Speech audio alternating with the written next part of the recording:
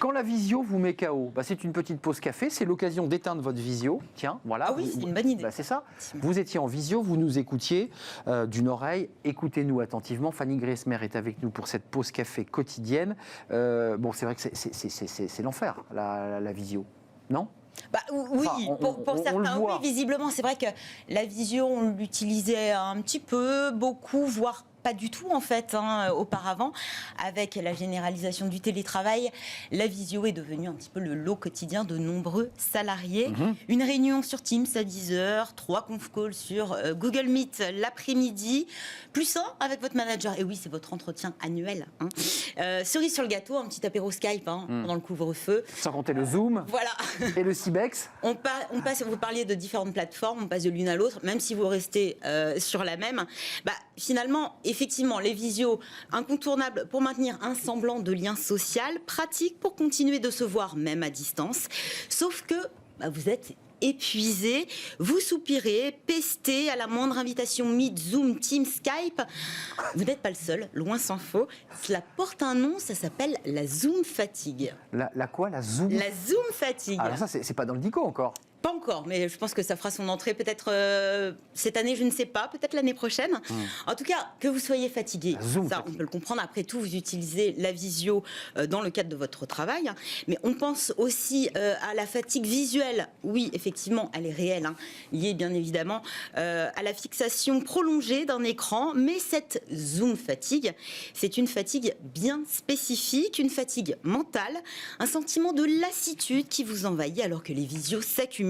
C'est en fait une discussion vidéo exige beaucoup plus de concentration qu'un échange en face à face. Et Fanny, des chercheurs se sont penchés sur la question. C'est intéressant d'analyser tout ça. Bien sûr, une équipe de chercheurs en psychologie de l'université de Stanford s'est penchée sur ces problèmes spécifiques. Déjà, ils ont confirmé ce que des millions de télétravailleurs savaient déjà. Les échanges par écran interposé provoquent un stress plus important que les réunions dans la vie réelle.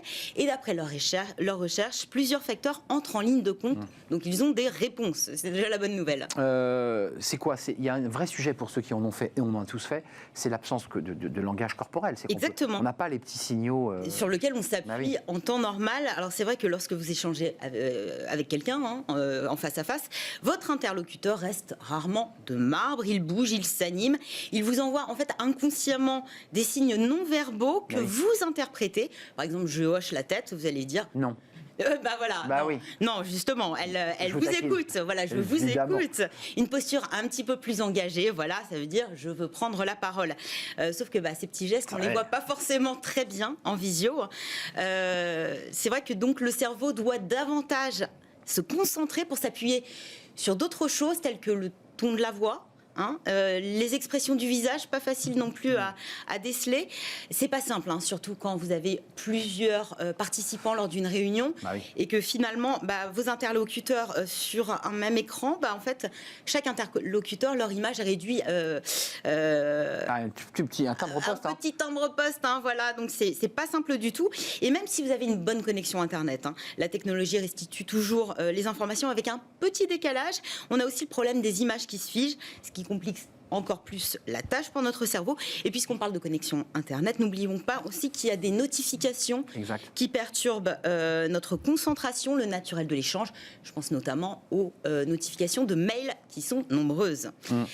Autre chose, vous ne voyez que des visages. Ah oui, c'est horrible. Et oui, parce que finalement, on ne voit pas les mains. La caméra, globalement, elle a un centrage niveau épaule, donc vous voyez de là à là.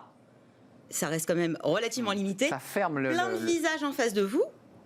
Alors que lors d'une réunion en présentiel, vous n'êtes pas si proche des autres. Et en visio, tout le monde regarde tout le monde, même celui qui ne parle pas est dévisagé. Donc finalement, il y a une sorte de promiscuité visuelle qui met pas forcément à l'aise, déjà d'une part, et qui peut être source de stress, encore plus si le retour de votre propre caméra est activé. Et oui, des fois on s'en sert pour faire des réglages.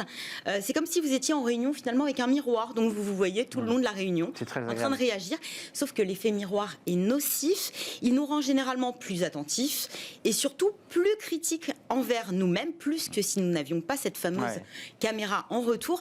Face caméra, nous sommes mis plusieurs heures face à nos défauts réels ou supposés. Beaucoup de gens ne s'aiment pas. Et finalement, à l'envie de les gommer, la généralisation du télétravail et le boom des échanges par écran interposé auraient dopé les actes de chirurgie esthétique. Incroyable. Plus 20 à 30% au niveau mondial, avec les interventions sur le visage en pôle position. Bon, si vous êtes effet positif ou négatif à passer ce stade, la bonne nouvelle, c'est que vous pouvez désactiver la caméra en retour.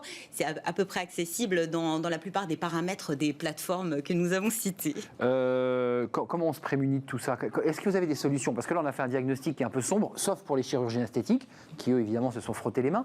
Mais comment on fait? Ajouter une chose, parce que ajoutez-le, Fanny. On parle d'une fatigue mentale, mais il y a d'autres mots qui seraient associés à cette Zoom fatigue: difficulté de concentration, irritabilité, maux de tête, de dos, des douleurs aux membres et à l'estomac. Donc c'est à prendre quand même très clairement au sérieux, d'où la nécessité de trouver des petites solutions.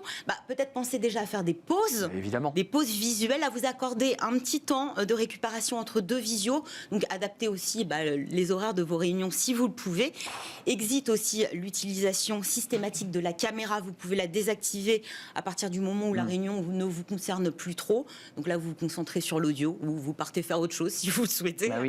Et puis on n'oublie pas aussi le bon vieux téléphone, parce que l'avantage du téléphone, c'est que vous pouvez vous dégourdir les jambes, voilà.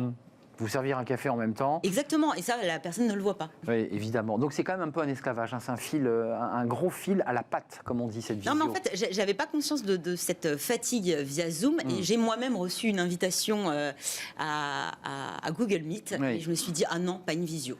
Ah non, pas une visio. Voilà. Donc moi, je peste poliment. Oui, à la visio, mais à la visio, pas trop. C'est peut-être un punchline. C'est ça. La Zoom... La Zoom fatigue. La Zoom fatigue, j'adore ce mot. On apprend plein de mots dans notre émission. Merci Fanny. Merci à vous. On se retrouve demain. Pas trop de visio aujourd'hui, évidemment. Non. La suite de notre programme, c'est après cette pause. Grand entretien avec Christian de Boissieu. Il est économiste, vice-président du Cercle des économistes. Et on va s'intéresser à tous les sujets qui ont trait, évidemment, à l'emploi. On va parler de la réindustrialisation de la France. Un rapport du Cercle des économistes sorti en février, donc il y a quelques semaines, tord le cou à cette volonté, je dirais, un peu exagérée de réindustrialiser à tout prix. On fait le point, évidemment, l'actualité est riche aujourd'hui.